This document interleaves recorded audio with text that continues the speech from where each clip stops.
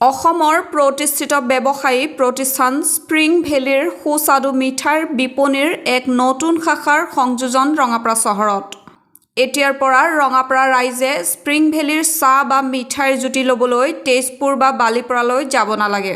ব্যৱসায় প্ৰতিষ্ঠানখনৰ আনুষ্ঠানিকভাৱে ফিতা কাটি মুকলি কৰে তেজপুৰ লোকসভাৰ সাংসদ পল্লৱ লোচন দাস, শোণিতপুৰ জিলাৰ আয়ুক্ত দেৱকুমাৰ মিশ্ৰ আৰু জিলা পৰিষদৰ সভানেত্ৰী ডলি চুৰিনে। মুকলি অনুষ্ঠানটিৰ আঁত ধৰে সমাজকৰ্মী দিলীপ বৰুৱাই আৰু স্থানীয় যুৱতী অনিতা মেধিয়ে এটি বৰগীত পৰিৱেশন কৰে। স্প্ৰিং ভেলীৰ স্বত্বাধিকাৰী হেমন্ত লহকৰে নিজৰ ব্যৱসায় চলাই যোৱাৰ লগতে সামাজিক দায়বদ্ধতা, থলুৱা নিবনুৱা যুৱক যুৱতীক সংস্থাপন দিয়া আৰু থলুৱা খাদ্য উৎপাদন কৰাক সকলোৱে শলাগ লয়।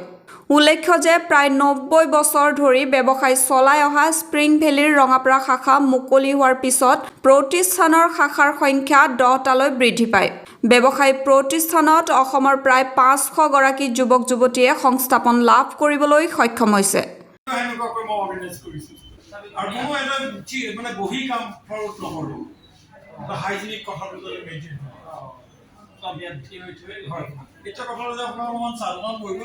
স্প্ৰিং ভেলী পৰিয়ালে এক নতুন সংযোজন ৰঙাপাৰাত কৰাটো আমাৰ বাবে আনন্দৰ বিষয়। ব্যৱসায় প্ৰতিষ্ঠান বিভিন্ন স্থানত বিভিন্নজনে বিভিন্ন সময়ত এনেকৈ উদ্বোধন কৰে, কিন্তু স্প্ৰিং ভেলী পৰিয়ালৰ লগত আমিনো কিয় জড়িত হৈছো? ইয়াত জড়িত হোৱাৰ মূল কাৰণ হৈছে যে আজি মই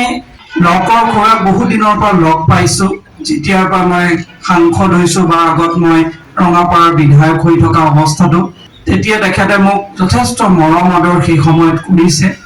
কিন্তু লগতে এটা মূল বিষয় হৈছিলে যে তেখেতে সদায় অসমীয়া যুৱক যুৱতীসকলক ব্যৱসায় কৰিবৰ বাবে সদায় তেওঁলোকক উৎসাহিত কৰে, যাতে অসমীয়া ব্যক্তিয়ে, আমাৰ থলুৱা ব্যক্তিয়ে যাতে ইয়াত ব্যৱসায় বাণিজ্য কৰে আৰু এই ব্যৱসায় বাণিজ্যত সকলো যাতে সেই অঞ্চলৰ থলুৱা যুৱক যুৱতীয়ে যাতে নিযুক্তি পাব পাৰে, তেওঁলোকে যাতে কৰ্ম সংস্থাপন পাব পাৰে, সেই কথাটো তেওঁ সকলোতকৈ বেছি গুৰুত্ব দিয়ে। যে মই মোৰ স্প্ৰিং ভেলী কেতিয়াও বন্ধ কৰা নাছিল, কাৰণ মই প্ৰতিবাদো কৰিছিলো যে বন্ধ কিয় হ'ব। মই এইটো বন্ধ কৰা নাছিলো যে থলুৱা এগৰাকী উদ্যোগীৰ এই সাহসিকতা, কাৰণ ছাত্ৰ সংগঠনে বন্ধ দিয়ে, কোনোবা উগ্ৰপন্থী সংগঠনে বন্ধ দিয়ে, তথাপিও সেই বন্ধ নামানি বন্ধ খোলা ৰখা আৰু সকলোকে সংস্থাপনৰ সুনিশ্চিত কৰাৰ যিটো ব্যৱস্থা, এই যিটো সাহসী পদক্ষেপ সেই সময়ত তেওঁ ল'ব পাৰিছিলে, মই নিজেও সেইটো কথা শুনি মই যথেষ্ট আনন্দ অনুভৱ কৰিছিলো যে সঁচাকে তেখেতে যদি সেই পদক্ষেপ, তেওঁৰ যিটো সাহস, নতুনকৈ উদ্যোগ প্ৰতিষ্ঠা কৰা, তাত থলুৱা লোকসকলক লগত লোৱা আৰু সকলোকে ব্যৱসায়ৰ লগত জড়িত কৰা, আজি তেওঁ এইটো ব্যৱসায় উৎসাহ, কিন্তু তেওঁ মোৰ ঘৰলৈ গৈ মোক ইমান অনুৰোধ জনাইছে, মই নিজে ইয়াত আহিবলৈ মই তেখেতৰ অনুৰোধটো কেনেকৈ অগ্ৰাহ্য কৰি। স্প্ৰিং ভেলী নামটো মোৰ ইয়াত অহাৰ আগতে অলপ এটা শুনা নাম পুৰস্কাৰ, যদি মই অলপ আগলৈকে গুচি যাওঁ, গুৱাহাটীত ওচৰতে বামুণী ময়দানত গুৱাহাটীত বোধহয় এটাই বিপণী আছে, এতিয়া যদি বাঢ়িছে মই নাজানো, অনুৰাধা আছিল সন্মুখত স্প্ৰিং ভেলী বিপণী আছিলে। এতিয়া কোৱাৰ নিচিনাকে তেখেতে সামাজিক কামতে আহে। প্ৰথমে তেখেতে আহিছিল কাৰণ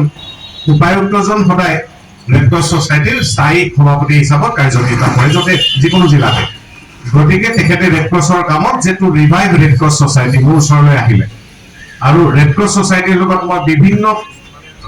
মোৰ পদবীত থাকোঁতে আগৰ পৰা মোৰ এটা সম্পৰ্ক আছিলেই।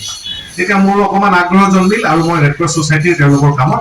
অকণমান নিজকো জড়িত কৰিবৰ কাৰণে চেষ্টা কৰিলোঁ। মোৰ অফিচৰ একেবাৰে ওচৰতে ৰেড ক্ৰছ ছচাইটিৰ প্লেচঘাটতে বিল্ডিংটো, গতিকে বিভিন্ন কামত ওচৰো হৈ যায়, ৰেড ক্ৰছ ছচাইটিৰ বিভিন্ন কামত যাওঁ বা অহা যোৱা তেনেকৈ আৰম্ভ হ'ল। লগতে অসমীয়া ক্লাব আৰু আন যিখিনি সংগঠনৰ লগত তেখেত জড়িত, সেই আটাইখিনিৰ কাৰণে তেখেতে সদায়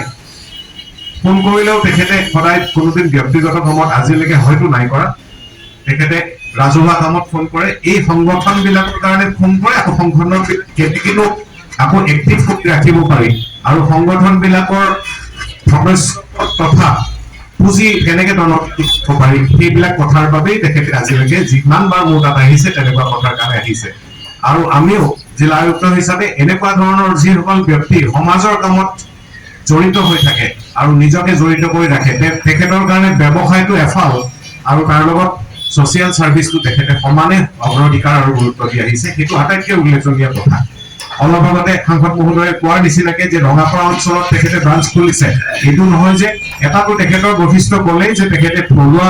যিখিনি যুৱক যুৱতী আছে তেওঁলোককে সংস্থাপিত কৰিব আৰু তাৰ পাছত লগতে আমি নিশ্চয় আশা কৰিব পাৰো যে তেখেতে ৰঙাপাৰা অঞ্চলৰ সামগ্ৰিক উন্নয়নৰ বাবে কাম কৰিব সেইটো আটাইতকৈ ডাঙৰ কথা কাৰণ news desk news wide Assam